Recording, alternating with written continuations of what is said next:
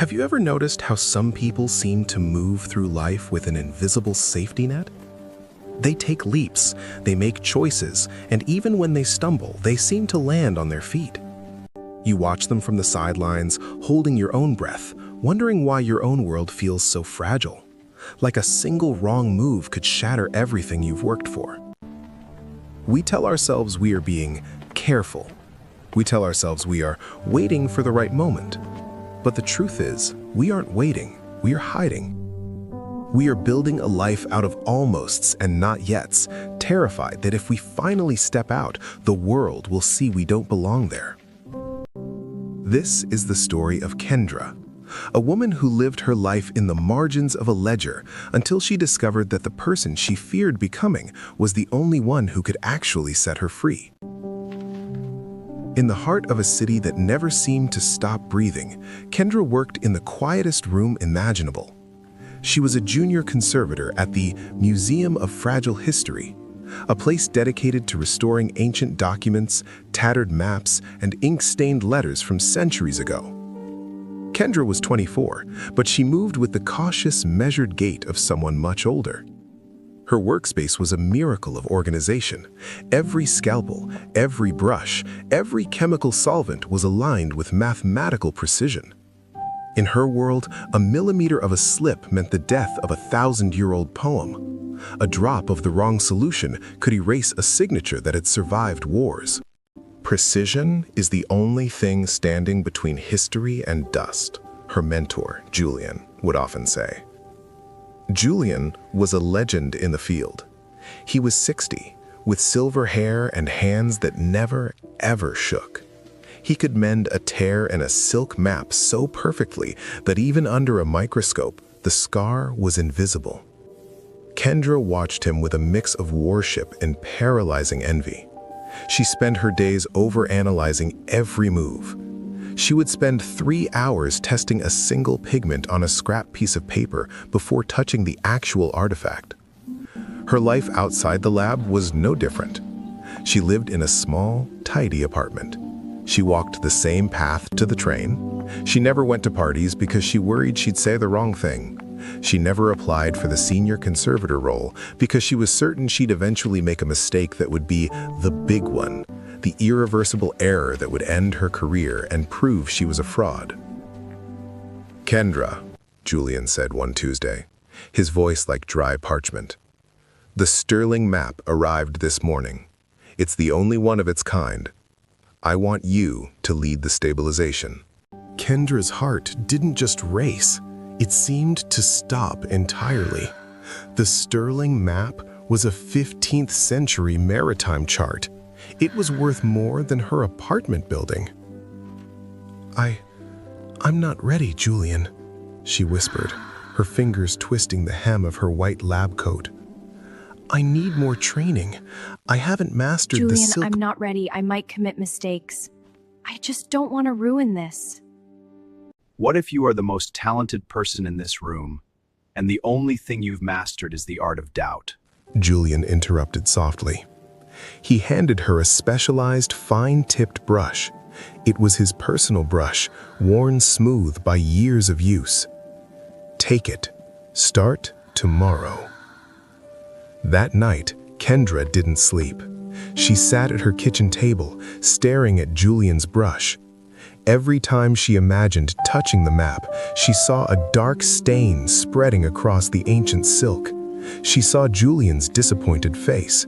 She saw herself being escorted out of the building. Her mind was a factory of worst-case scenarios. By 4 a.m., she had convinced herself that she should resign before the map even touched her desk. She was a small mistake person. She wasn't a big risk person. The next morning, Kenra arrived early, her eyes red-rimmed.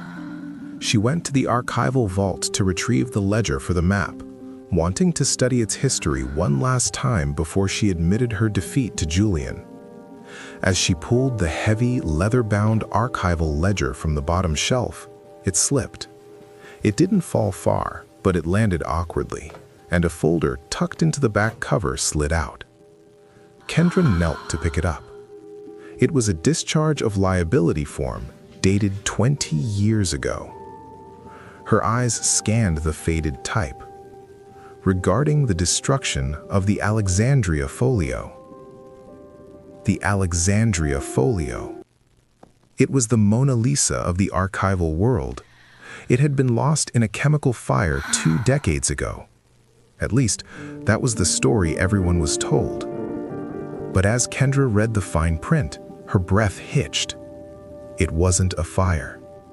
It was a restoration error. A solvent had been mislabeled, and a conservator had applied it to the primary text, dissolving the ink in seconds. The folio was gone. And there, at the bottom of the form, was the signature of the conservator responsible. Julian Thorne. Kendra stared at the name until the letters blurred. Julian? The man with the magic touch? The man who never shook? He had committed the greatest archival sin in history. She felt a strange, cold rush of confusion. How is Julian still here? How did he become the master of things so permanent? Just then, the vault door creaked. Julian stood there holding 2 cups of tea. He saw the folder in her hand. He didn't look angry. He just looked tired. You found the ghost. Setting the tea down on a metal cart. Why didn't they fire you? Kendra asked, her voice trembling. How could you ever touch a brush again after that? Julian walked over and sat on a small stool. He looked at his hands, the hands Kendra thought were perfect. They didn't fire me because I was the only one who didn't try to hide it, he said quietly. And I touched a brush again because I realized something that day that you haven't learned yet, Kendra. What? I realized that the Alexandria folio was just paper. But the fear that came after it, that was the real poison. For 3 years after that mistake, I didn't touch a single artifact. I sat in this room and I filed papers. I was perfect because I did nothing. My records were clean because I wasn't living. He leaned forward, his eyes locking onto hers. Everyone thinks I'm a master because I don't make mistakes. But the truth is, I'm a master because I know exactly how it feels to break the world, and I decided that I'd rather be a person who heals things, even with scars, than a person who is too afraid to touch them at all. He pointed to the folder. I keep that there to remind me. Perfection is a statue, Kenra. It's beautiful, but it's dead. Life is in the repair. Life is in the shaking hand that decides to be steady anyway. Kendra looked at Julian's brush on her tray. She realized she had been treating her life like a museum piece, something to be kept behind glass, away from the light, away from the air so it wouldn't degrade. She was so busy trying not to ruin her life that she wasn't actually using it. She stood up. She didn't feel confident. Her heart was still hammering against her ribs like a trapped bird. But for the first time, the fear didn't feel like a wall. It felt like a weight she was finally strong enough to carry. She walked into the restoration lab. The sterling map was laid out on the light table, a beautiful, fragile expanse of history.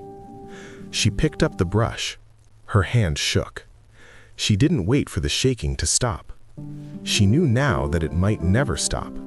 Instead, she took a breath, dipped the tip into the distilled water, and made the first stroke.